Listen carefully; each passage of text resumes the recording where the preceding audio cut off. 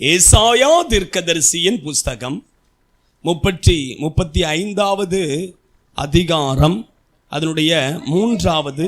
தளர்ந்த கைகளை திடப்படுத்தி தள்ளாடுகிற முழங்கால்களை பலப்படுத்துங்கள். ஹல்லேலூயா, ஹல்லேலூயா. ஏசாயா தீர்க்கதரிசியின் மூலமாக ஆண்டவர் சொல்லும்போது சொல்லுகிறார், தளர்ந்த கைகளை திடப்படுத்தி தள்ளாடுகிற முழங்கால்களை பலப்படுத்துங்கள். ஹல்லேலூயா, ஹல்லேலூயா. இன்றைக்கு இந்த வருஷத்தின் கடைசி பரிசுத்த நாளில் ஆண்டவர் நமக்கு சொல்லுகிற ஒரு வார்த்தை என்னவென்றால், நான் நினைக்கிறேன் இந்த வார்த்தை நம்ம ஒவ்வொருவருக்காகவும் தேவன் கொடுக்கிற ஒரு வார்த்தை, கர்த்தரே நம்மோடு கூட பேசுகிற ஒரு வார்த்தை. ஆமாம், இந்த வார்த்தையை நீங்கள் ஒவ்வொருவருமே ஆண்டவர் என்னோடு கூட பேசுகிறார் என்று சொல்லி, எனக்காக ஆண்டவர் கொடுத்த வார்த்தை என்று சொல்லி இதை நீங்கள் எடுத்துக்கொள்ளும்படியாக உங்களிடத்தில் தாழ்மையோடு கூட கேட்டுக்கொள்கிறேன். ஏன் அப்படின்னா, நான் சொல்லுகிறேன், தளர்ந்த கைகளை திடப்படுத்தி தள்ளாடுகிற முழங்கால்களை பலப்படுத்துங்கள். வருகிற வருஷம் உங்களுக்கு ஆசீர்வாதமாக இருக்க வேண்டும் என்றால், நான் சொல்லுகிறேன், தளர்ந்த கைகளை திடப்படுத்தி தள்ளாடுகிற முழங்கால்களை பலப்படுத்துங்கள். 2 காரியம் சொல்லப்பட்டிருக்குது. கைகள் என்ன செய்தான்? தளர்ந்து போனது. முழங்கால்கள் என்ன செய்தது? தள்ளாடுகிறது. அதை தான் ஆண்டவர் சொல்லுதாரு, தளர்ந்த கைகளை திடப்படுத்தி தள்ளாடுகிற முழங்கால்களை என்ன செய்யுங்க? பலப்படுத்துங்க. அப்படின்னா கைகள் உயர்த்துகிறதும் இல்லை, கையை உயர்த்தின கை அப்படி ஆயிட்டு தளர்ந்து போச்சு. முழங்கால் என்ன ஆகி போச்சு? தள்ளாடுது, தள்ளாடிக்கிட்டு இருக்குது. இந்த குடிகாரன் தள்ளாடின மாதிரி தள்ளாடிக்கிட்டு தான் இருக்குது. கரெக்டு தானே நான் சொல்றது? சரிதானா? ஆண்டவருடைய பிள்ளைகள், அதான் ஆண்டவர் சொல்லுகிறார், தளர்ந்த கைகளை திடப்படுத்தி தள்ளாடுகிற முழங்கால்களை என்ன செய்யுங்க? பலப்படுத்துங்க அப்படிங்கிறாரு. ஹல்லேலூயா, ஹல்லேலூயா. நான் முதல்ல தளர்ந்த கைகளை குறித்து பேசுகிறேன், அதுக்கு பிற்பாடு தள்ளாடுகிற முழங்கால்களை குறித்து என்ன செய்கிறேன்? பேசுகிறேன். கர்த்தருடைய பரிசுத்த நாம மகிமைப்படுவதாக. கொஞ்சம் பெரிய மெசேஜ் தான், ஆனாலும் நான் சீக்கிரத்தில் எவ்வளோ சீக்கிரமாக சொல்லி முடிக்க முடியுமோ அவ்வளோ சீக்கிரமாக என்ன செய்கிறேன்? சொல்லி முடிக்கிறேன். கர்த்தருடைய பரிசுத்த நாம மகிமைப்படுவதாக. நம்ம கைகளை என்ன செய்ய? நல்லா உயர்த்தணும். அதுதான் வேதம் சொல்லுகிறது. எடுத்து வாசிங்க. 1 தீமோத்தேயுக்கு எழுதின நிருபத்தில் அப்போஸ்தலனாகிய பவுல் சொல்லும்போது சொல்லுகிறார், புருஷர்கள் எப்படி? புருஷர்கள் 2:8 அன்றியும் புருஷர்கள் கோபமும் தர்க்கமும் இல்லாமல் பரிசுத்தமான கைகளை உயர்த்தி எல்லா இடங்களிலேயும் ஜெபம் பண்ண வேண்டும் என்று விரும்புகிறேன். ஆமாம், கைகள் உயர்த்துகிறது, முழங்கால் போடுறது அப்படின்னா முதல்ல என்னன்னாக்கி ஜெபம். நீங்கள் நல்லா கவனித்துக்கொள்ள. கைகளை உயர்த்தி என்ன செய்யணும்? ஜெபிக்கணும். முழங்கால முடக்கி என்ன செய்யணும்? ஜெபிக்கணும். அதுதான் வேதம் சொல்லுகிறது. நீங்கள் அந்த வசனத்தில் வாசிக்கும் பொழுது அப்போஸ்தலனாகிய பவுல் புருஷர்களுக்கு சொல்லக்கூடிய ஒரு ஆலோசனை. என்ன ஆலோசனை? நீங்கள் கோபமும் தர்க்கமும் இல்லாமல் பரிசுத்தமான கைகளை உயர்த்தி ஜெபம் பண்ணுங்கள் அப்படிங்கிறாரு. அப்போ நம்முடைய கைகளை உயர்த்தி நம்ம என்ன செய்யணும்? ஜெபிக்கணும். அதுதான் தேவன் நம்மிடத்தில் எதிர்பார்க்கக்கூடிய காரியம். ஆண்டவருடைய பிள்ளைகள் இன்றைக்கு கையை உயர்த்துறதே நம்ம கிடையாது. கரெக்டு தானே நான் சொல்றது? அப்படிதானே? உண்மையா இல்லையா? யோசிச்சு பாருங்க. நல்ல கையை உயர்த்தி ஜெபிக்கணும். இப்போ நான் கையை உயர்த்த சொன்ன போது எல்லாருடைய கையை எப்படி உயர்ந்திருக்குன்னா இப்படி தான் உயர்ந்திருக்குது, பாதி தான் உயர்ந்திருக்கு. அதுக்கு அர்த்தம் என்ன அப்படின்னாக்கி, இப்பவும் அந்த கை எப்படி இருக்க? தளர்ந்து போன நிலைமையில தான் இருக்குது. கரெக்டு தானே இல்லையா? கை உயர்த்தது அப்படின்னாக்கி ஸ்ட்ரெயிட்டாக என்ன செய்யணும்? உயர்த்த கை கீழே வரவே கூடாது. ஸ்ட்ரெயிட்டாக எப்படி இருக்கணும்? உயர்ந்து நிற்கணும். புரியுதா? ஆமாம். அப்படி கைகளை உயர்த்தி ஜெபிக்கும் பொழுது அதில் நிறைய ஆசீர்வாதங்கள் என்ன செய்கிறது? இருக்கிறது. நான் ஸ்கூல் படிக்கும்போது பார்த்திங்க அப்படின்னாக்கி பயங்கர சேட்டை பண்ணுவோம். அதனால் பிடி சார் 2-3 பசங்களை நிற்க வச்சு கையை உயர்த்தலை அப்படின்ட்டார். கையை என்ன செய்தார்? பக்கத்திலே உட்காந்துருக்காரு. பக்கத்திலே என்ன கம்பை வச்சுட்டு உட்காந்துருக்காரு. அந்த கை கொஞ்சம் கீழே இறங்கிச்சுன்னா கூட பலார்னு விழும். பேக்கில் எப்படி விழும்? ஆமாம், கம்பத்துக்கு பலார்னு அடிப்பார். யோசிச்சு பாருங்க, கை கீழே இறங்குமா? ஆமாம், இங்கே இது தோப்பியெல்லாம் பிஞ்சு போயிடும். ஆமாம், அடுத்த டைம் சேட்டை பண்ணதுக்கே மனசு வரவே செய்யாது. யோசிச்சு பாரு. ஆண்டுடைய பிள்ளைக்கு ஏன் சொல்லுகிறேன் அப்படின்னாக்கி, நம்ம தேவனுக்கு முன்பாக நம்ம நினைச்சோன்னு கைகளை உயர்த்தணும். அதுதான் தேவன் எதிர்பார்க்கிற ஒரு காரியம். ஆண்டுடைய பிள்ளைகள் தேவனுக்கு முன்பாக கைகள் உயர்த்துகிறது என்பது எதை காண்பிக்கிறது அப்படின்னா, சரண் அடைகிறதை காண்பிக்கிறது. சரண்டர். இப்போ போலீஸ் பாருங்க, துப்பாக்கி தூக்கிட்டு வந்து நிற்கிறான் அப்படின்னாக்கி முதல்ல என்ன செய்யணும்? அவன் சுடாமல் இருக்கிறான் அப்படின்னா நீங்கள் உங்களை சரண்டர் பண்ணணும். அப்போ நம்ம கைகளை உயர்த்துகிறோம் அப்படின்னாக்கி ஆண்டவருடைய சமூகத்தில் நம்மையே நாம் முழுவதுமாக அர்ப்பணிக்கிறதை காண்பிக்கிறது. அதனால் தேவனுடைய பிள்ளைகள் பாருங்க, நல்ல கைகளை உயர்த்தணும். நல்ல கைகளை உயர்த்தி என்ன செய்யணும்? ஜெபிக்கணும். ஏன்னா கைகளை உயர்த்தி ஜெபிக்கிறதுல நிறைய ஆசீர்வாதம் இருக்குது. நான் சொல்லுகிறேன், ஒவ்வொன்றா நான் உங்களுக்கு சொல்லி தருகிறேன். என்ன அப்படின்னா, கைகளை உயர்த்துகிறது அப்படின்னா அதுக்கு நிறைய அர்த்தமும் இருக்குது. அதுக்கு நிறையா அர்த்தமும் என்ன செய்கிறது இருக்குது. ஒவ்வொன்றா நான் சொல்லி தருகிறேன். நம்ம எல்லாரும் அப்படியே ஒரு 4-5 பாயிண்ட் சொல்லி தருகிறேன். சீக்கிரமாக கர்த்தருடைய வார்த்தைக்குள்ளே கடந்து செல்ல. யோபு எழுதின புஸ்தகம், முதலாவது யோபு எழுதின புஸ்தகம், அதனுடைய 11வது அதிகாரம் 13-14. யோபு எழுதின புஸ்தகம், அதனுடைய 11வது அதிகாரம் 13-14 வாசிக்கலாமே.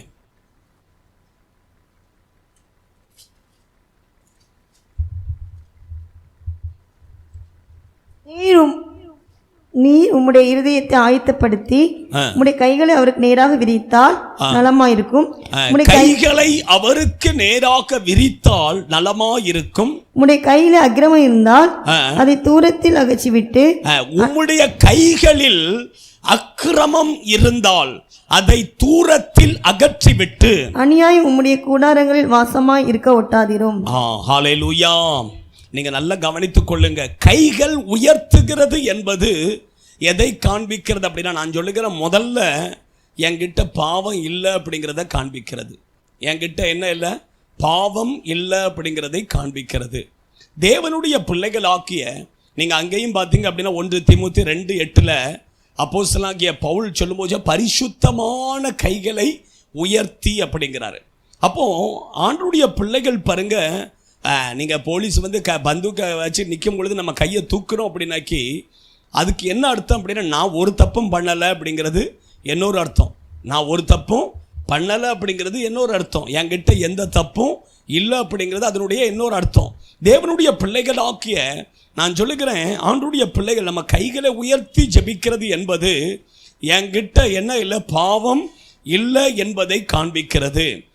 தேவனுடைய பிள்ளைகள் ஆக்கிய ஏன் அப்படின்னா, ஒரு மனுஷனுடைய வாழ்க்கையில் பாவம் வந்து அவனுக்கு வர வேண்டிய அத்தனை ஆசீர்வாதத்தை என்ன செய்கிறது? தடை பண்ணுகிறது. நீங்கள் வேதத்தில் வாசிப்பீங்க அப்படின்னாக்கி, நம்முடைய வாழ்க்கையில் என்ன இருக்கக்கூடாது? பாவம் இருக்கவே கூடாது. எது இருந்ததோ இல்லையோ பாவம் என்ன செய்யக்கூடாது? இருக்கக்கூடாது. வாசிங்க எரேமியா தீர்க்கதரிசியின் புஸ்தகம் 5வது அதிகாரம் அதனுடைய 25வது வசனம் வாசிக்கிறேன், கவனமாக்க. உங்கள் அக்கிரமங்கள் இவைகளை விலக்கி உங்கள் பாவங்கள் உங்களுக்கு நன்மையை வர ஒட்டாதிருக்கிறது. அப்போ நம்முடைய பாவங்கள் தான் நமக்கு நன்மையை வரவிடாதபடிக்கு தடை பண்ணுகிறது. நம்முடைய பாவங்கள் தான் ஆசீர்வாதம் நமக்கு கிடைக்க விடாதபடிக்கு என்ன செய்கிறது? தடை பண்ணுகிறது. அப்போ தேவனுடைய பிள்ளைகளாக்கிய நான் சொல்லுகிறேன், உங்களுக்கு என்ன ஆசீர்வாதம் வேணுமோ ஆண்டவர் தருவார். என்ன ஆசீர்வாதம் வேண்டுமோ ஆண்டவர் என்ன செய்வார்? தருவாரா தரமாட்டாரா? கண்டிப்பாக தருவார். நம்மை நாமே முதல்ல என்ன செய்யணும்? பரிசுத்தப்படுத்தணும். பிள்ளைகளுடைய படிப்பில் ஆசீர்வாதம் வேணுமா? தருவார். உங்கள் பிஸ்னஸில் உங்கள் வேலையில் ஆசீர்வாதம் வேணுமா? தருவார். உங்கள் குடும்பத்தில் என்ன ஆசீர்வாதம் வேணுமோ ஆண்டவர் தருவார். எல்லா ஆசீர்வாதத்தையும் ஆண்டவர் தருவார். ஆண்டவர் தருகிறதற்கு ஆயத்தமாக இருக்கிறார். ஆனால் பிரச்சனை என்ன அப்படின்னாக்கி, நம்மக்கிட்ட தான் என்ன இல்லை? பரிசுத்தம் இல்லை. நம்மக்கிட்ட பரிசுத்தம் இல்லாததுனால தேவன் நமக்கு ஆசீர்வாதத்தை தர முடியலை. நம்ம கையை உயர்த்தினா கூட நம்ம கைகள் பூரா எப்படி இருக்குது? அக்கிரமத்தினால் நிரம்பி இருக்கிறது. பரிசுத்தமான கைகளை உயர்த்தி ஜெபிக்கும் பொழுது ஆசீர்வாதம் வரும். ஆனால் அக்கிரம நிறைந்த கைகளை உயர்த்தி ஜெபிக்கும் பொழுது ஆசீர்வாதம் என்ன செய்யாது? வரவே செய்யாது. ஒரு மனுஷன் பார்த்தீங்க அப்படின்னாக்கி, ஒரு மனிதன் அவருடைய தாயார் நல்ல ரட்சிக்கப்பட்டு நல்ல ஒரு விசுவாசி, நல்ல ஜெபிக்கிற ஒரு சகோதரி. அவருடைய பையன் பார்த்தீங்க அப்படின்னாக்கி ஒன்றுக்கும் ஆவாதவன், உலகத்தில் என்னென்ன பாவம் உண்டு எல்லா பாவத்தையும் செய்யக்கூடிய ஒரு மனுஷன். அவன் கொலை கேஸில் ஜெயிலுக்குள்ளே போய் என்ன செய்கிறான்? இருக்கிறான். ஆனால் அதுக்கு மத்தியில் இந்த தாயார் எத்தனையோ முறை அந்த பையனுக்கு புத்திமதி சொல்லி பார்த்தாங்க, ஆண்டவரை குறித்து சொல்லி பார்த்தாங்க. அவன் கொஞ்சம் கூட தேவனை நினைச்சில ஏற்றுக்கொள்ளவே இல்லை. கடைசியில் அந்த அம்மா மரித்து போச்சு. இவன் போய் ஜெயிலில் போய் நினைச்சி தான் இருந்தான். ஆனால் ஜெயிலில் இருக்கும் பொழுது அங்கே சில ஜெயிலுக்குள்ளே பார்த்திங்க அப்படின்னா சுவிசேஷம் அறிவிக்கிறவர்கள் சிலர் அங்கே வருவாங்க. அது நானும் போய் இருக்கிறேன். அப்படி அங்கே வருகிறவர்கள் அவங்க ஆண்டவராகிய இயேசு கிறிஸ்துவை குறித்து சொன்னாங்க. சொல்லிட்டு அவன் கையில் ஒரு புதிய ஏற்பாட்டை என்ன செய்தாங்க? கொடுத்தாங்க. அவன் அந்த புதிய ஏற்பாட்டை வாங்கிட்டு போய் அப்படியே தூர தூக்கி வீசிட்டான். அப்படியே என்ன செய்தான்? தூர தூக்கி வீசிட்டான். நானே இங்கே பிரச்சனையில் இருக்கிறேன், எனக்கு இந்த இதெல்லாம் வாசிக்க எனக்கு தேவையா அப்படின்னு சொல்லிட்டு தூர தூக்கி என்ன செய்தான்? வீசிட்டான். ஆனால் வீசிட்டு அன்னைக்கு நைட்டு அவன் படுத்திருக்கிறான். படுத்திருக்கும் பொழுது ஒரு சொப்பனம். படுத்திருக்கும் பொழுது என்னது? ஒரு சொப்பனம். ஒரு சொப்பனம் என்ன அப்படின்னாக்கி, அவன் நிற்கிறான். கொஞ்சம் தூரத்தில் பார்த்திங்க அப்படின்னாக்கி ஒரு பெரிய நகரம், ஒரு பெரிய சிட்டி மாதிரி இருக்குது. அந்த சிட்டியில் பார்த்திங்க அப்படின்னாக்கி நல்லா வெளிச்சமாக இருக்குது, பயங்கரமாக இருக்குது, ரொம்ப பார்க்கறதுக்கே பார்க்கறதுக்கு ரொம்ப நல்லா இருக்குது. அங்கே சில நபர்கள் என்ன செய்கிறாங்க? நிற்கிறாங்க. அதில் அந்த நபர்களில் பார்த்திங்க அப்படின்னா அவருடைய தாயாரும் எங்கே நிற்கிறாங்க? அங்கே தான் நிற்கிறாங்க. அவருடைய தாயாரும் எங்கே இருக்கிறாங்க? அங்கே தான் இருக்கிறாங்க. அப்போது அவன் அந்த சொப்பனத்தில் என்ன நினைக்கிறான் அப்படின்னாக்கி, நான் என் தாய்கிட்ட போகணும் அப்படின்னு சொல்லி அவன் என்ன செய்கிறான்? நினச்சி அவன் ஸ்டெப் எடுத்து வைக்கிறான். அப்படியே கொஞ்சம் ஸ்டெப் எடுத்து வைக்கக்குள்ளார பூமிக்கு அடியிலேருந்து ஒரு மலை மாதிரி என்ன செய்தது? எழும்பி வந்தது. எழும்பி வந்த பொழுது அவன் என்னச்சா, அந்த மலை எழும்பி வர்றதுக்கு முன்னால் நம்ம என்ன செஞ்சிடணும்? அங்கே போயிடணும், அந்த பக்கம் போயிடணும் அப்படின்னு சொல்லி நினைக்கிறான்.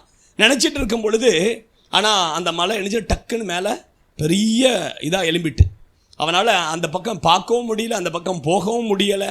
கடைசியில் அவன் முட்டிக்கிட்டு அழுதான். அந்த மலையை முட்டிக்கிட்டு அழுத பிற்பாடு அழுதுட்டு அப்படி கண்ணை திறந்து பார்த்தா தான் தெரியுது, அது மலை அல்ல, ஒரு பெரிய சவுறு, ஒரு பெரிய என்னது சவுறு.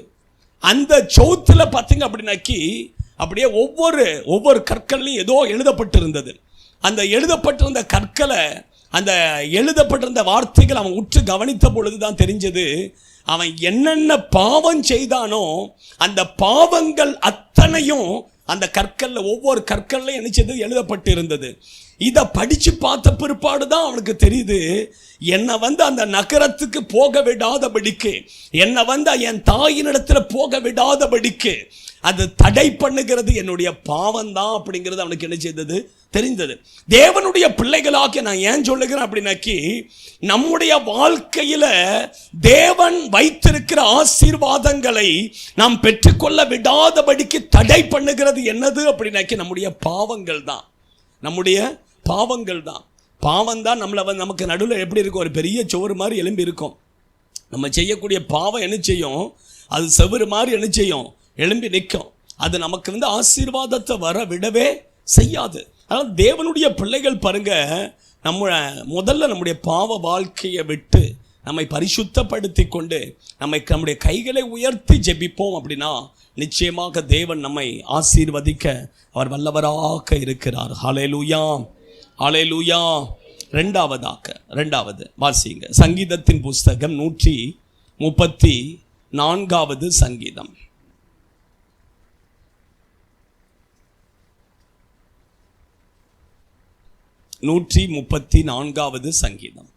சங்கீதம் 134 அதனுடைய முதல் 3 வசனங்களை வாசிக்கலாம்.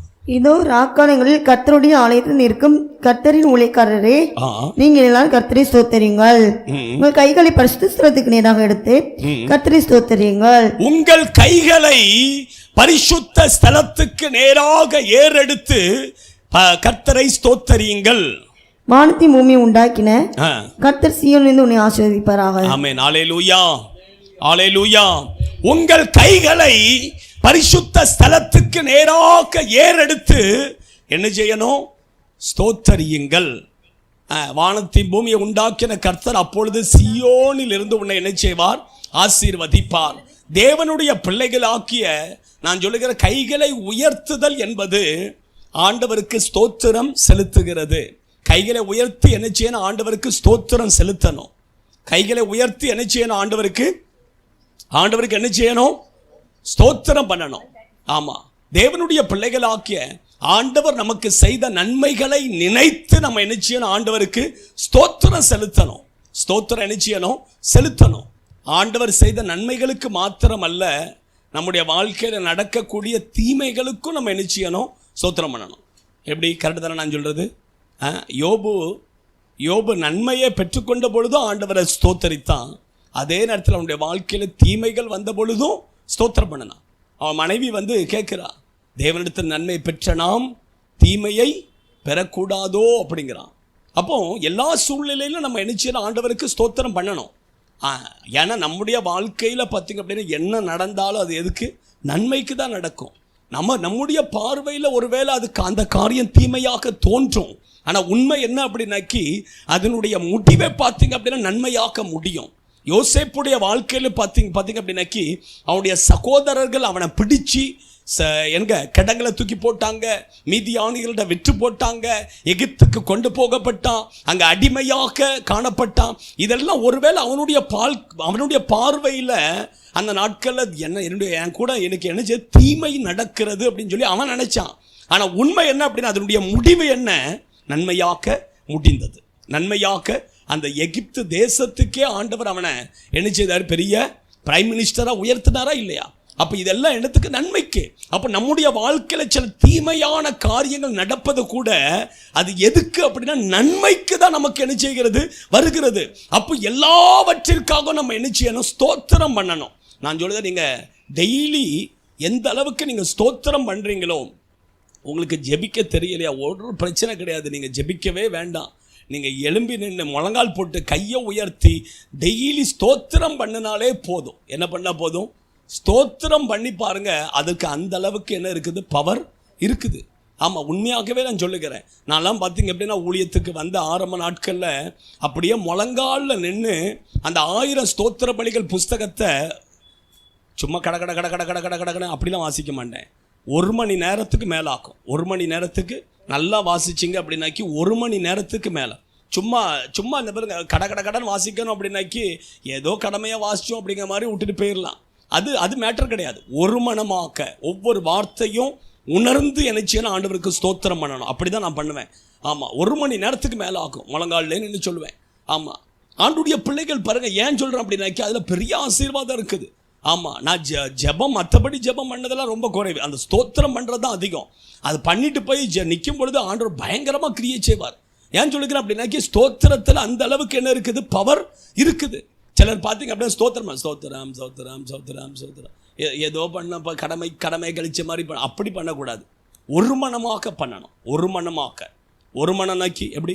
நல்ல ஒரு மனமாக மைண்டு எங்கேயும் சிதறடிக்காதபடிக்கு மைண்டை வச்சு நினச்சி அதை ஸ்தோத்திரம் பண்ணணும்.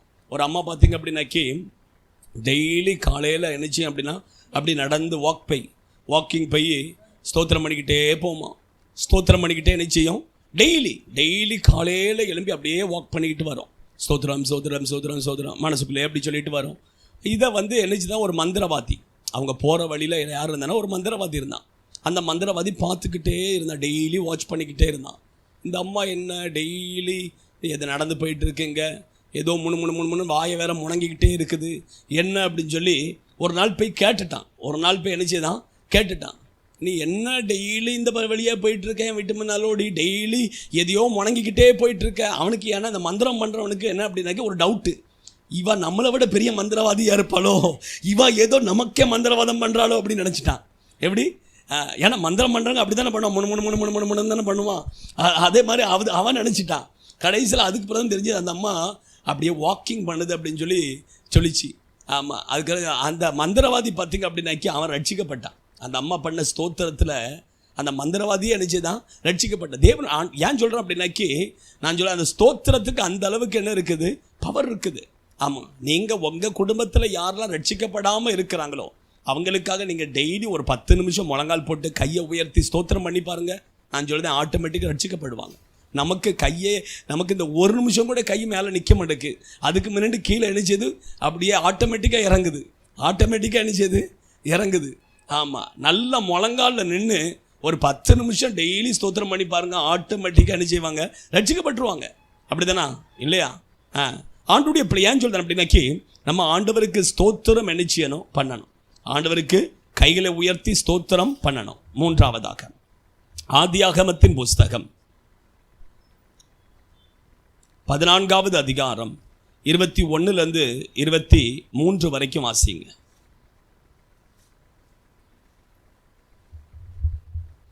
சோதோமின் ராஜா ஆபிரகாமை நோக்கி, ஜனங்களை எனக்கு தாரும், பொருட்களை நீர் எடுத்துக்கொள்ளும் என்றான். அதற்கு ஆபிரகாம் சோதோமின் ராஜா ஆபிரகாமை பார்த்து சொல்லுதான், ஜனங்களை மாத்திரம் என யுத்தம் பண்ணி ஜெயித்துட்டு வந்தவன் யார் அப்படின்னாக்கி ஆபிரகாம் தான். அதனால ஆபிரகாமை பார்த்து சொல்லுதான், ஜனங்களை எனக்கு தந்துரும், பொருட்கள் எல்லாம் நீர் என்ன எடுத்துக்கொள்ளும் அப்படின்னு சொல்லுகிறான். ஆனால் அதற்கு ஆபிரகாம் சொல்லுகிற பதில் என்ன அப்படின்னாக்கி வாசிங்க. அதற்கு ஆபிரகாம் சோதோமின் ராஜாவை பார்த்து, ஆபிரகாமை ஐஸ்வர்யவானாக்கினேன் என்று நீர் சொல்லாதபடிக்கு நான் ஒரு சரட்டையாக்கிலும் பாதரட்சையின் வாரையாக்கிலும் உமக்கு உண்டானவைகள் யாதொன்றையும் எடுத்துக்கொள்ளேன் என்று வானத்தையும் பூமியும் உண்டாக்கின உன்னதமான தேவனாகிய கர்த்தருக்கு நேராக கையை உயர்த்துகிறேன். என் கையை என்ன செய்கிறேன்? உயர்த்துகிறேன். கைகளை உயர்த்துகிறது என்பது எதை காண்பிக்கிறது அப்படின்னாக்கி, மற்றவனுக்குரியது எதுவுமே என்கிட்ட என்னது இல்லை அப்படிங்கிறதான் அதனுடைய அர்த்தம். தேவனுடைய பிள்ளைகளாக்கிய நான் சொல்லுகிறேன், ஆண்டவருடைய பிள்ளைகள் நம்ம கிட்ட அடுத்தவங்களுடையது எதுவுமே ஒரு ரூபா கூட என்ன செய்யக்கூடாது, இருக்கக்கூடாது. மற்றவங்க பணம் ஒரு ரூபா கூட நம்ம கிட்ட என்ன செய்யக்கூடாது, இருக்கக்கூடாது. ஏன்னா நிறைய பேர், ஆபிரகாம் ரொம்ப தெளிவாக இருந்தான், ஆசீர்வாதத்தை குறித்து ரொம்ப தெளிவாக இருந்தான். ஏன்னா சோதோமின் ராஜா கிட்ட இருந்து அவன் வாங்கிட்டான் அப்படின்னாக்கி நாளைக்கு அவன் என்ன சொல்லுவான்? நான் கொடுத்து தான் இவன் என்ன செய்தான்? ஐஸ்வர்யவானா மாறிட்டான் அப்படிமா. கரெக்டு தானா? இன்னைக்கு பாருங்க, உலகத்தில் சில நபர்கள் பார்த்திங்க அப்படின்னாக்கி ஏதாவது நமக்கு ஒரு சின்ன உதவி பண்ணியிருப்பாங்க. கடைசியில் நம்ம நல்லா வளர்ந்து வந்துட்டோம் அப்படின்னாக்கி நாளைக்கு சொல்லுவாங்க, நான் கொடுத்த இன்னைக்கு, அதனால தான் இன்னைக்கு எப்படி இருக்கிறான்.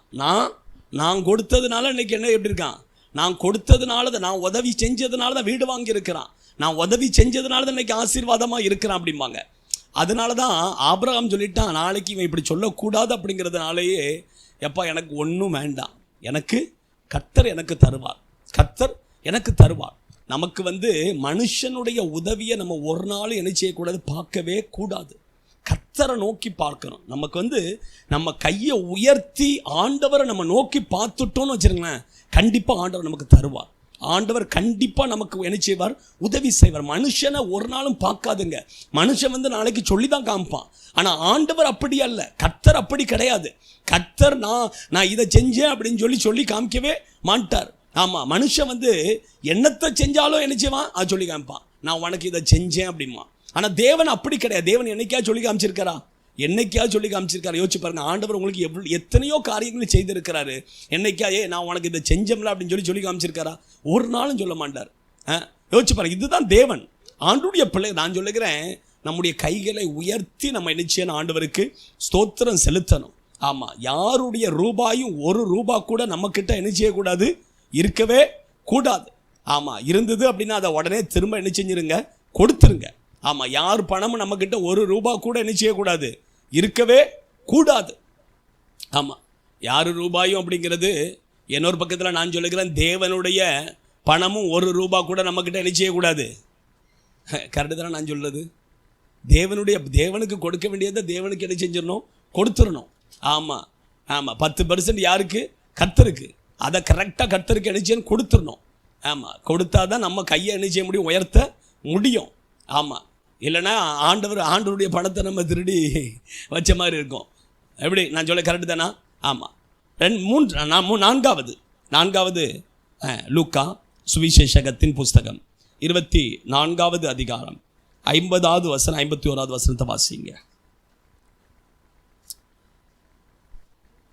லூக்கா 24, 50, 54, 51.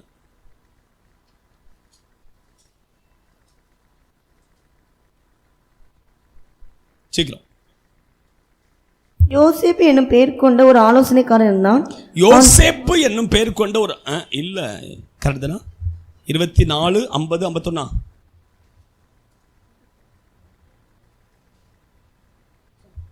பின்பு அவர் பெத்தானியா வரைக்கும் அவர்களை அழைத்து கொண்டு போய் நம்முடைய கைகளை உயர்த்தி அவர்களை ஆசீர்வதித்தார். தம்முடைய கைகளை உயர்த்தி அவர்களை ஆசீர்வதிக்கையில் அவர்களை விட்டு பிரிந்து பரலோகத்துக்கு எடுத்துக் கொள்ளப்பட்டார். 4வதாக கைகளை உயர்த்துகிறது என்பது ஆசீர்வதிக்கிறதற்கு அர்த்தம். என்னது? மற்றவங்களை ஆசீர்வதிக்கிறதுக்கு நம்ம நினைச்ச நம்ம கையை உயர்த்தணும். ஆமாம், தேவனுடைய பிள்ளைகள் ஆக்கிய வேதம் சொல்லுகிறது நம்ம மற்றவர்கள் என்ன செய்யணும்? ஆசீர்வதிக்கணும். மற்றவர்கள் என்ன செய்யணும்? ஆசீர்வதிக்கணும். கரெக்டு தானே நான் சொல்கிறது? நம்முடைய சத்துருக்களை வேதம் சொல்லுது ஆசீர்வதிக்கணும், அப்படி தான் சொல்லுகிறது. என்ன சொல்லுகிறது? ஆசீர்வதிக்கணும். யார் ஆசீர்வதிக்கணும்? உங்கள் சிநேகிதர்கள் அல்ல, சத்துருக்களை. உங்களுக்கு யார் சத்துருவாக இருக்கிறாங்களோ அவங்கள என்ன செய்யுங்க? ஆண்டவரே இந்த மனுஷனை ஆசீர்வதிங்க. என்ன செய்யணும்? இந்த மனுஷனை ஆசீர்வாத். அப்படி ஜெபித்து பாருங்க, கண்டிப்பாக தேவன் உங்களை என்ன செய்வார்? ஆசீர்வதிப்பார். அந்த ஆசீர்வாதம் எங்கே திரும்பும்? அப்படியே உங்ககிட்ட திரும்பி வருமா வராதா? மற்றவர்களை நம்ம என்ன செய்யணும்? ஆசீர்வதிக்கணும். இன்னும் நான் சொல்லுகிறேன், நம்ம பிள்ளைகளை நம்ம என்ன செய்யணும்? ஆசீர்வதிக்கணும். நம்ம பிள்ளைகளை நம்ம என்ன செய்யணும்? ஆசீர்வதிக்கணும். ஆமாம், பிள்ளைகளை அப்பப்போ கூப்பிட்டு என்ன செய்யுங்க? அப்பப்போ கூப்பிட்டு என்ன செய்யணும்? ஆசீர்வதிக்கணும். ஏன்னா வேதத்தில் பார்த்தீங்க அப்படின்னாக்கி ஆபிரகாம் ஈசாக்கை ஆசீர்வதிச்சான். ஈசாக்கு தன்னுடைய 2 குமாரர்களையும் அழைத்து என்ன செய்தான்? ஆசீர்வதிச்சான். யாக்கோபு தன்னுடைய 12 குமாரர்களையும் அழைத்து என்ன செய்தான்? ஆசீர்வதிச்சான். அதே போல் நம்மளும் நம்ம பிள்ளைகளை என்ன செய்யணும்? ஆசீர்வதிக்கணும். அப்பா கர்த்தர் உன்னை ஆசீர்வதிப்பாராக்க. நல்ல நல்ல வசனங்களை சொல்லி, ஆசீர்வாதமான வார்த்தைகளை சொல்லி என்ன செய்யணும்? ஆசீர்வதிக்கணும். ஆசீர்வதிச்சு பாருங்க, அந்த பிள்ளைகள் கண்டிப்பாக என்ன செய்யும்? ஆசீர்வாதமாக இருக்கும். ஆமாம், நீங்கள் பார்த்தீங்க அப்படின்னாக்கி யாக்கோபு என்ன வார்த்தைகளை சொல்லி ஆசீர்வதிச்சானோ அதே போல தான் அவனுடைய வாழ்க்கை என்ன செய்தது? ஆசீர்வாதமாக இருந்தது. நீங்கள் என்ன வார்த்தையை சொல்லி உங்கள் பிள்ளைகளை ஆசீர்வதிக்கிறீங்களோ அந்த வார்த்தையின் படியே தேவன் நினைச்சு அந்த பிள்ளைகளை ஆசீர்வதிப்பார். அப்போ நம்ம என்ன செய்யணும்? மற்றவர்களை ஆசீர்வதிக்கணும். கைகளை உயர்த்துகிறது என்பது ஆசீர்வதிக்கிறதை காண்பிக்கிறது. இன்னும் கைகளை உயர்த்தினா உங்களுக்கு என்ன கிடைக்கும் அப்படின்னா ஜெயம் கிடைக்கும். என்ன கிடைக்கும்? ஜெயம் கிடைக்கும். இதுக்கு நான் வசனத்தை மாத்திரம் சொல்லிட்டு நான் கடந்து போகிறேன். யாத்திராகமம் 17:11 இருக்குது. யாத்திராகமத்தின் புஸ்தகம் 17:11 இருக்குது. என்னது? போதும், வசனத்தை மாத்திரம் சொல்லியிருந்தேன். ஏன்னா இஸ்ரவேல் ஜனங்கள் அமலேக்கியரோடு கூட யுத்தம் பண்ணின பொழுது மோசே தன்னுடைய கைகளை உயர்த்தி வைத்ததுனால இஸ்ரவேல் ஜனங்களுக்கு என்ன கிடைச்சது? ஜெயம் கிடைச்சது. மோசேயுடைய கைகள் தளர்ந்த பொழுது தோல்வி, மோசேயுடைய கைகள் உயர்த்தப்பட்ட பொழுது ஜெயம். அப்போ உங்கள் கையை நீங்கள் உயர்த்தி பிடிச்சிங்க அப்படின்னா உங்களுடைய வாழ்க்கையில் என்ன கிடைக்கும்? ஜெயம் கிடைக்கும். ஜெயம் கிடைக்கும். சரியா நான் சொல்கிறது? ஆமாம், 5 காரியங்கள் சொல்லியிருக்கேன். அடுத்தபடியாக நம்ம போகலாம். முழங்கால் தள்ளாடுகிற முழங்கால்களை என்ன செய்யுங்க? பலப்படுத்துங்கள். தள்ளாடுகிற முழங்கால்களை பலப்படுத்துங்கள் அப்படிங்கிறார். நம்முடைய முழங்கால்கள் என்ன செய்யணும்? பலப்படணும். முழங்கால்களை என்ன செய்யணும்? பலப்படுத்தணும். டெய்லி கொஞ்ச நேரமாவது என்ன செய்யணும்? முழங்காலில் நில்லுங்க. முழங்காலில் நிற்கிறதுனால ஒரு பெரிய ஆசீர்வாதம் நமக்கு என்ன செய்கிறது? இருக்கிறது. நல்லா ப்ராக்டிஸ் பண்ண, நல்ல முழங்காலில் நிற்கிறதுக்கு என்ன செய்யணும்? ப்ராக்டிஸ் நல்லா பண்ணணும். நீங்கள் பார்த்தீங்க அப்படின்னாக்கி தமிழ்நாடு கர்நாடகா பார்டரில் ஓசூர் எத்தனை பேருக்கு தெரியும்? ஓசூர் முழங்கால் யுத்தம் கேள்விப்பட்டிருக்கீங்களா? ஒரு பாஸ்டர் எல் ஜோசப் அப்படின்னு சொல்லி இருக்கிறார், தமிழ்காரர். ஆமாம், முழங்கால் யுத்தம் அப்படின்னு சொல்லி அவர் நிறைய புஸ்தகம் வெளியிட்டிருக்கிறார். முழங்கால் யுத்தம் அப்படின்னு சொல்லி ஜெபத்துக்கே அவங்க சர்ச்சில் பார்த்தீங்க அப்படின்னா பயங்கரமாக முழங்கால்லே நின்று ஜெபம் பண்ணுவாங்க. ஆமாம், கிட்டத்தட்ட 3 மணி நேரம் கிட்ட முழங்கால்லே நின்று நினைச்சுவாங்க, ஜெபிப்பாங்க. ஆமாம், அவர் மாத்திரம் இல்லை, விசுவாசிகளும் அப்படி தான். அந்த விசுவாசிகளுக்கு அந்த அளவுக்கு முழங்கால் நிற்கக்கூடிய பழக்கத்தை கற்றுக் கொடுத்துருக்குறாங்க. ஆமாம், அவங்க சர்ச்சில் 5000 பேர் இருக்கிறாங்க. எத்தனை பேர்? 5000 விசுவாசிகள். யோசிச்சு பாருங்க, எத்தனையோ சர்வீஸ் நடக்குது. ஆமாம், சர்வீஸ் சும்மா கிடையாது. நீங்கள் வந்து ஒரு நிமிஷம் லேட்டாக வந்தால் கூட கேட்டு பந்த் ஆயிரும். ஒரு நிமிஷம் லேட்டாக வந்தால் கூட கேட்டு பந்த், அவ்வளோதான். அதுக்கப்புறம் கேட்டு திறக்கப்படவே செய்யாது. ஆமாம், அது அவங்களுடைய ரூல்ஸ். அப்படி அந்த சர்ச்சினுடைய ரூல்ஸே அப்படி. 1.5 மணி நேரம் தான் ஆராதனை இருக்குன்னு நினைக்கிறேன். 1.5 மணி நேரமாக என்னமோ தான் ஆராதனை. ஆனால் கரெக்டாக நீங்கள் கரெக்ட் டைமுக்கு என்ட்ரி அடிச்சிடணும். அதுக்கு பிற்பாடு வந்தால் உள்ள என்ட்ரி கிடையாது. கேட்டு அடைச்சது தான். ஆமாம், அங்கே செக்யூரிட்டி கார்டு எல்லாமே இருக்குது. ஆமாம், அப்படி தான் அவங்க ரூல்ஸ். யோசிச்சு பாருங்கள். தேவனுடைய இப்படி ஏன் சொல்லுகிறேன் அப்படின்னாக்கி, நல்லா முழங்கால் நின்று நினைச்சேன்னு ஜெபிக்கணும். பிசாசு வந்து ஒரே ஒரு காரியத்தை கண்டு நடுங்குவான். எதை கண்டு அப்படின்னாக்கி, முழங்கால கண்டு பிசாசு என்ன செய்வான்? நடுங்குவான். ஆமாம், ஸ்காட்லாந்து தேசத்தில் பார்த்தீங்க அப்படின்னா ஜான் நாக்ஸ் அப்படின்னு சொல்லி ஒரு தேவ மனிதன். அவர் ஸ்காட்லாந்து தேசம் ரட்சிக்கப்பட்டதுக்கு காரணம், கிறிஸ்தவ தேசமாக மாறினதுக்கு காரணமே அந்த ஜான் நாக்ஸ் தான். அவருடைய முழங்கால் ஜெபந்தான் அவங்க அந்த தேசத்தையே மாற்றினது. காரணம் என்ன அப்படின்னாக்கி, சாப்பிடவே மாட்டார். அப்படியே முழங்கால் நின்று ஒரே ஜெபந்தான். ஆண்டவரே, தேசத்தை எனக்கு தாரும், இல்லை அப்படின்னா என் ஜீவனை எடுத்துக்கொள்ளும். தேசத்தை எனக்கு தாரும், இல்லைன்னு ஜீவனை எடுத்துக்கொள்ளும். அப்படியே முழங்கால் நின்று அப்படியே செத்து போனார், அப்படியே மரித்து போனார். ஆனால் அந்த ஸ்காட்லாந்து தேசம் முழுவதும் ரட்சிக்கப்பட்டது. அந்த தேசத்தினுடைய ராணி சொன்ன ஒரு வார்த்தை என்ன அப்படின்னாக்கி, நான் யாரை கண்டும் பயப்படுகிறது இல்லை, ஆனால் ஜான் நாக்ஸுடைய முழங்காலை கண்டு நான் என்ன செய்கிறேன், ரொம்ப பயப்படுறேன். ஏன் அப்படின்னா, அவன் முழங்கால் போட்டான் அப்படின்னா என் சரீரம் முழுவதும் அப்படியே தீயா பற்றி எரியுது அப்படிங்கிறான். அப்போ பாருங்க, என்ன அப்படின்னாக்கி, நீங்கள் முழங்கால் போட்டிங்க அப்படின்னா பிசாசு என்ன செய்ய முடியாது, இருக்கவே முடியாது. நீங்கள் முழங்கால் போட்டால் பிசாசுடைய சரீரத்தில் அங்கே என்ன அக்கினி தான் பற்றி பிடிக்கும். ஆமாம், அதனால நம்ம என்ன செய்யணும், முழங்கால போடணும். நீங்கள் நல்லா உங்கள் வீட்டில் முழங்கால் போட்டு ஜோம் பண்ணி பாருங்கள், கையை உயர்த்தி ஜோம் பண்ணி பாருங்கள். நான் சொல்லுகிறேன், ஒரு பிசாசும் என்ன செய்ய வீட்டில் இருக்கவே முடியாது. ஆமாம், முழங்கால் ஜெபத்துக்கு அந்த அளவுக்கு என்ன இருக்குது, பவர் இருக்குது. நான் வந்து ஒரு 3 காரியங்கள் மாத்திரம் டக்குன்னு சொல்லிட்டு முடிக்கிறேன். நம்ம என்னென்ன காரியங்களுக்காக முழங்கால் படியிடணும் அப்படின்னு சொல்லி ஒரு 3 காரியங்கள் மாத்திரம் சொல்லிட்டு முடிக்கலாம்னு நினைக்கிறேன். இயேசு வேதத்தில் பார்த்தீங்க அப்படின்னா எல்லாரும் முழங்கால் படிட்டு ஜோம் பண்ணியிருக்கிறாங்க. இயேசுவே பாருங்க, கெத்சமனி தோட்டத்தில் எப்படி ஜோம் பண்ணினார், முழங்கால் போட்டு தான் ஜோம் பண்ணார். பவுலை பாருங்க, பவுல் முழங்கால் போட்டு தான் ஜோம் பண்ணார். சாலமோனை பாருங்க, முழங்கால் போட்டு தான் ஜோம் பண்ணார். பேதுருவை பாருங்க, முழங்கால் போட்டு ஜோம் பண்ணார். இப்படி எல்லா பரிசுத்தவான் தானியேலை பாருங்க, 3 வேளையும் எப்படி ஜோம் பண்ணார், முழங்கால் போட்டு தான் ஜோம் பண்ணார். அப்போ முழங்கால நின்று ஜெபிக்கிறதுல நிறைய ஆசீர்வாதங்கள் என்ன செய்கிறது, இருக்கிறது. நான் ஒரு 3 காரியங்கள் மாத்திரம் சொல்லிட்டு முடிக்கிறேன். வாசிங்க. மார்க்கு சுவிசேஷகத்தின் புஸ்தகம் 1வது அதிகாரம் 40வது வசனம்.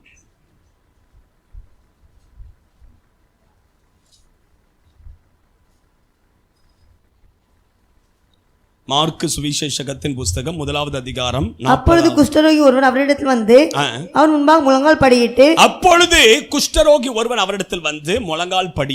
உமக்கு சித்தமானால் என்னை சுத்தமாக்குமால் ஆகும் என்று வேண்டிக் கொண்டான். உமக்கு சித்தமானால் என்னை சுத்தமாக்க உம்மால் ஆகும் என்று சொல்லி வேண்டிக் கொண்டான். கர்த்தருடைய பரிசுத்த நாம மகிமைப்படுவதாக. ஒரு குஷ்டரோகி ஆண்டவராகிய இயேசுவின் இடத்தில் வந்து முழங்கால் படியிட்டு என்னை தான் ஜெபிக்கிறான்.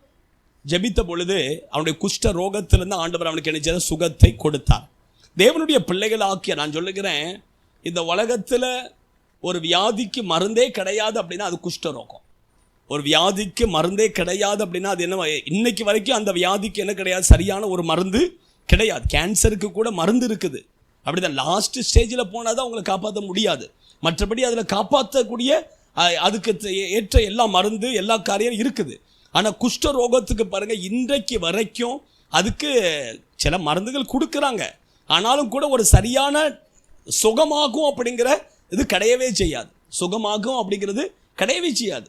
ஆமாம், தேவனுடைய பிள்ளைகள் அப்படின்னாக்கி அப்படிப்பட்ட வியாதியையும் சுகமாக்கக்கூடிய வல்லமை எதுக்கு இருக்குது அப்படின்னா முழங்காலுக்கு இருக்குது. நீங்கள் முழங்கால் போட்டிங்க அப்படின்னாக்கி எந்த வியாதியாக இருந்தாலும் சரி அந்த வியாதி என்ன செய்யும், சுகம் கிடைக்கும். கண்டிப்பாக கிடைக்கும். கண்டிப்பாக என்ன செய்யும், கிடைக்கும்.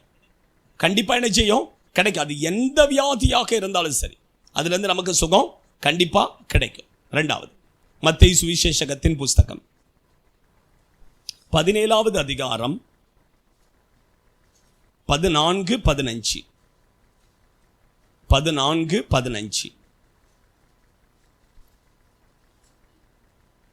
சீக்கிரம்.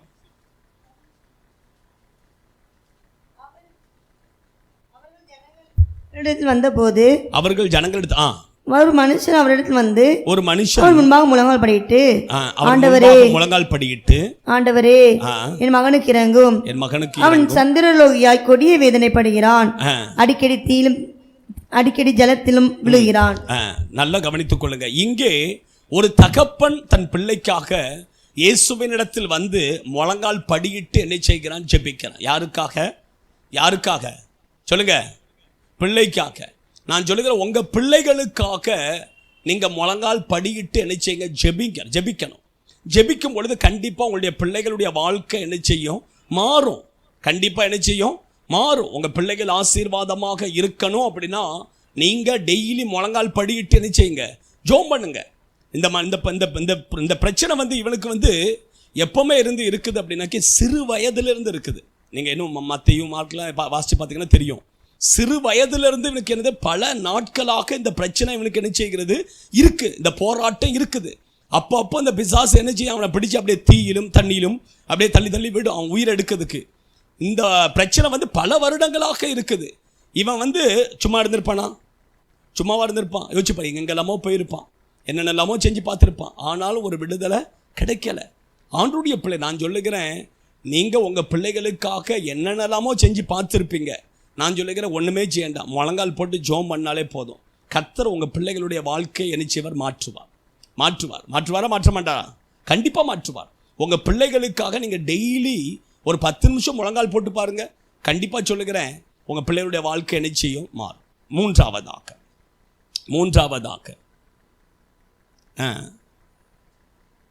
2 நாளாகமம் 6வது அதிகாரம் 13வது வசனத்தை வாசிங்க.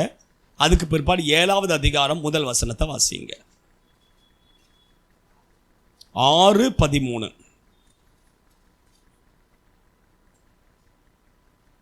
சாலமோன் 5 முழ நீளமும் 5 முழ அகலமும் 3 முழ உயரமான ஒரு வெண்கல பிரசங்க பீடத்தை உண்டாக்கி அதை நடுப்பிரகாரத்தில் வைத்திருந்தான்.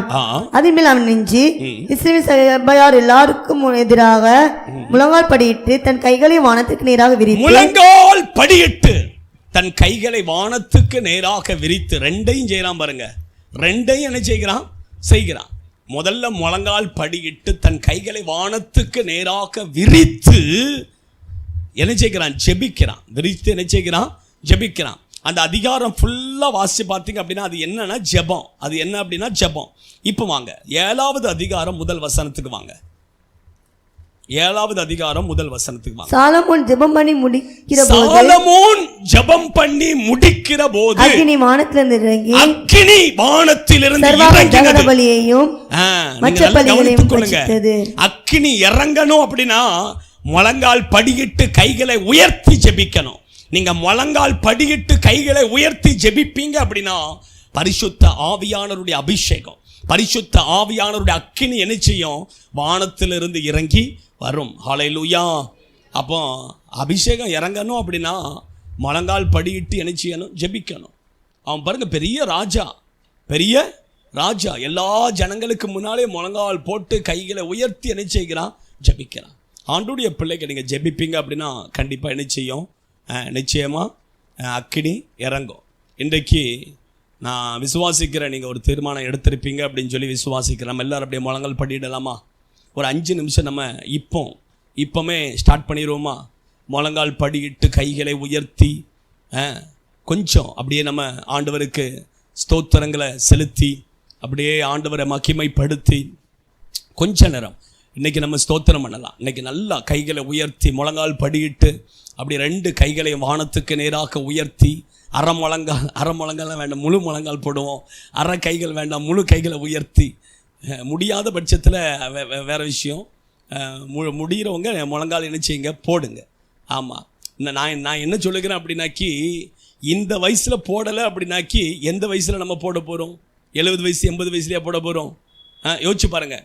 நான் என்ன சொல்லுகிறேன் அப்படின்னா, நீங்கள் இந்த வயசில் நம்ம என்ன செய்கிறோமோ அதுதான் அந்த வயசில் நமக்கு என்ன செய்யும்? தாங்கும். இந்த வயசு பாருங்க, இவனை மாதிரி இந்த வயசில் முழங்கால் போடலை, கையை உயர்த்தலை, உபவாசம் இருக்கலை, ஒன்றுமே செய்யலை அப்படின்னாக்கி லைஃப்பில் என்ன ஆசீர்வாதத்தை நம்ம பெற்றுக்கொள்வோம்?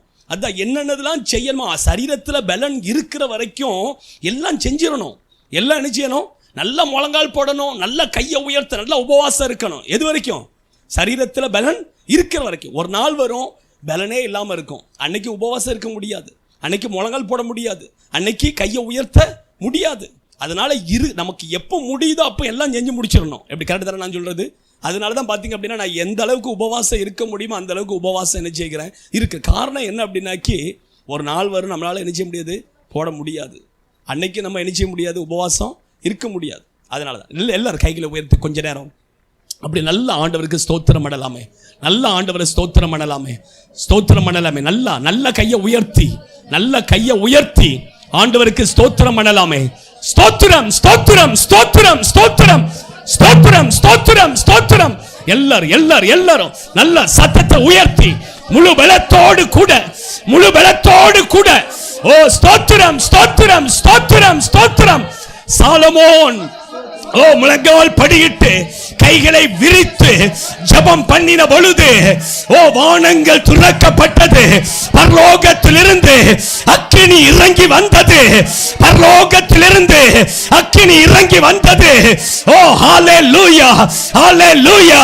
முழங்கால் படியிட்டு ஸ்தோத்திரம் பண்ணும் பொழுது வானங்கள் திறக்கப்படுகிறது, பரலோகத்திலிருந்து அக்கினி உடாரகபாதுனா. எல்லாரும் சத்தத்தை உயர்த்தி முழு பலத்தோடு கூட நல்ல கையை உயர்த்தி, கையை தட்டண்டா, கையை உயர்த்துங்க, கையை தட்டாதுங்க, கையை உயர்த்துங்க. ஸ்தோத்திரம் பண்ணுங்க,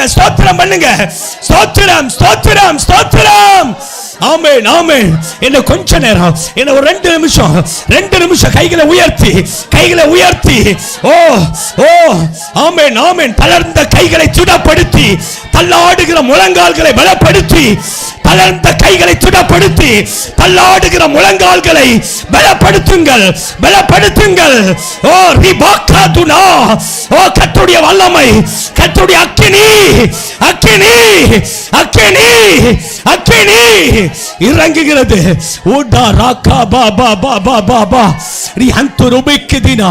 ஸ்தோத்திரம் ஸ்தோத்திரம் ஸ்தோத்திரம் ஸ்தோத்திரம் ஸ்தோத்திரம் ஸ்தோத்திரம் ஸ்தோத்திரம் ஸ்தோத்திரம் ஸ்தோத்திரம் ஸ்தோத்திரம் ஸ்தோத்திரம் ஸ்தோத்திரம் ஸ்தோத்திரம் ஸ்தோத்திரம் ஸ்தோத்திரம் ஸ்தோத்திரம் ஸ்தோத்திரம் ஸ்தோத்திரம் ஸ்தோத்திரம். நம்ம அப்படியே ஜெபித்து நான் சொல்லுகிறேன், இதை நீங்கள் டெய்லி ஒரு 10 நிமிஷம் உங்கள் வீட்டில் ப்ராக்டிஸ் பண்ணுங்கள். நான் சொல்லுவேன், உங்கள் குடும்பத்தில் ஒரு பெரிய ஆசீர்வாதத்தை நீங்கள் பார்ப்பீங்க. நீங்கள் இந்த ஜனவரி மாதம் முழுவதும் இதை பண்ணி பாருங்கள். நான் சொல்லுகிறேன், ஒரு பெரிய ஆசீர்வாதம், ஒரு பெரிய வித்தியாசத்தை நீங்கள் பார்க்க முடியும். ஜெபித்து முடிக்க. எங்கள் பரலோக தெய்வமே, நாங்கள் உமக்கு நன்றி செலுத்துகிறேன். அப்பா பிதாவே, நாங்கள் உம்மை உயர்த்துகிறோம். ஆண்டவரே, இந்த நாள் பரிசுத்த ஆராதனை கர்த்தர் எங்களுக்கு ஆசீர்வதித்து எங்களோடு பேசினீர். உமக்கு நன்றி செலுத்துகிறோம். கடந்து வந்த நம்முடைய பிள்ளைகளை ஆசீர்வதிங்கப்பா, ஆசீர்வதிங்க தகப்பனே. நல்லா ஆண்டவரே, தளர்ந்த கைகளை திடப்படுத்தி தள்ளாடுகிற முழங்கால்களை பலப்படுத்துங்கள் என்று சொன்னீரே. நம்முடைய பிள்ளைகள் தளர்ந்து போன கைகளை திடப்படுத்துவீராக, தள்ளாடுகிற முழங்கால்களை பலப்படுத்துவீராக. ஆண்டவரே, நல்ல முழங்கால் படியிட்டு கைகளை உயர்த்தி ஜெபிக்கக்கூடிய கிருபைகளை உடைய பிள்ளைகளுக்கு கொடுங்க. ஆசீர்வதிங்க இயேசுவின் நாமத்தில் பிதாவே, ஆமென். என் ஆத்துமாவே கர்த்தரை ஸ்தோத்தரி, என் முழு உள்ளமே பரிசுத்த நாமத்தை ஸ்தோத்தரி.